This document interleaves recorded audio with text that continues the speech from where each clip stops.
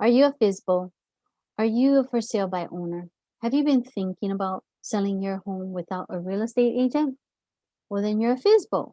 So if that's you, then you might want to stick around because we're going to be doing a series for the next few weeks that'll give you some helpful tips that just might be what you need to help you through the process. So stick around.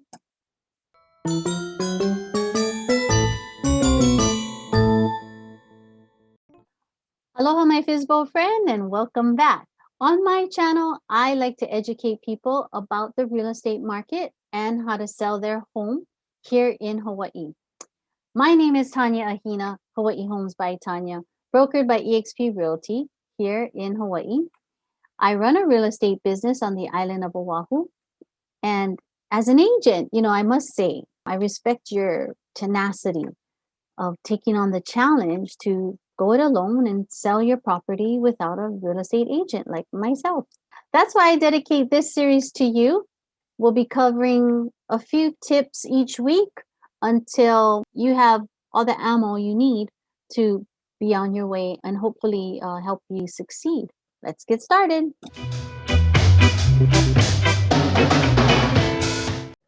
So, today, week one, I'm going to share two tips that I think are going to help you with your endeavor.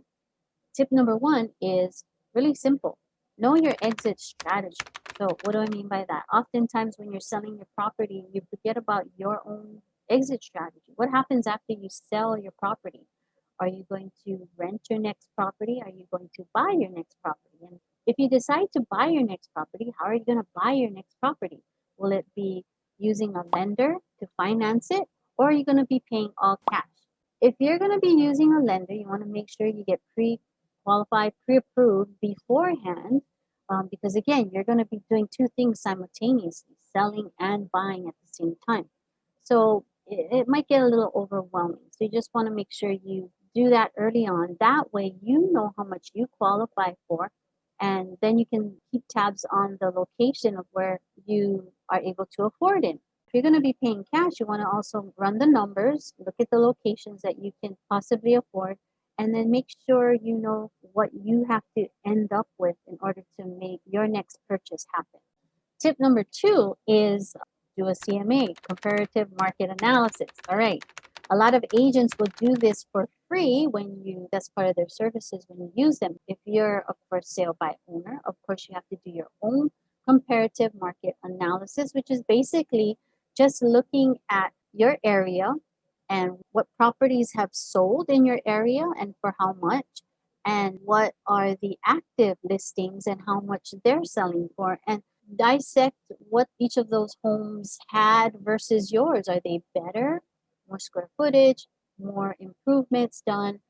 How do they compare and stack up to yours? And then you can kind of get number or good feel for how much you should price your property for.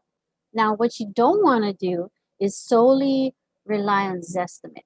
Zestimates are inaccurate or are known to be inaccurate because, again, everyone knows that these things run on algorithms, which is basically just a process in which they gather data.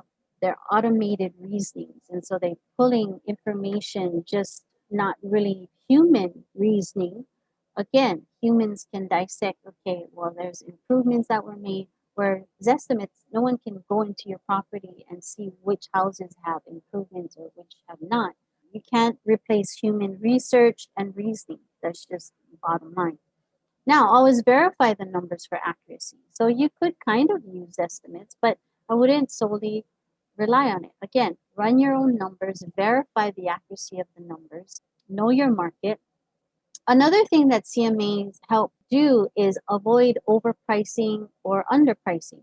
If you overprice your property, you run the risk of it sitting on the market. Maybe you have a for sale by owner sign sitting there in the yard, and week after week, people are seeing it, and then they're wondering, oh, why are there no offers? Or why is it still for sale? Is something wrong with it? People have that idea that something might be wrong with it if it's not selling. And also, you might run the risk if you don't do a CMA or if you totally rely on Zestimate, you run the risk of underpricing your property And then in that case, you can lose some opportunities for more profits. Those are two simple tips that I hope help you, and stay tuned for more. Also, I want to encourage you to click the link to get more of my resources. In particular, there's one called HomeBot. We're talking about doing CMAs.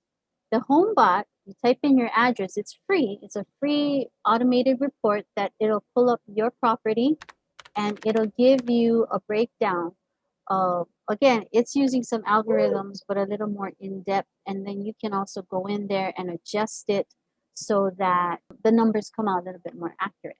And then it'll give you home valuation in that sense. So I hope you take advantage of the HomeBot. Click the link below. Contact me anytime if you have any questions. All right. So stay tuned for the next two tips next week. See you soon. Aloha.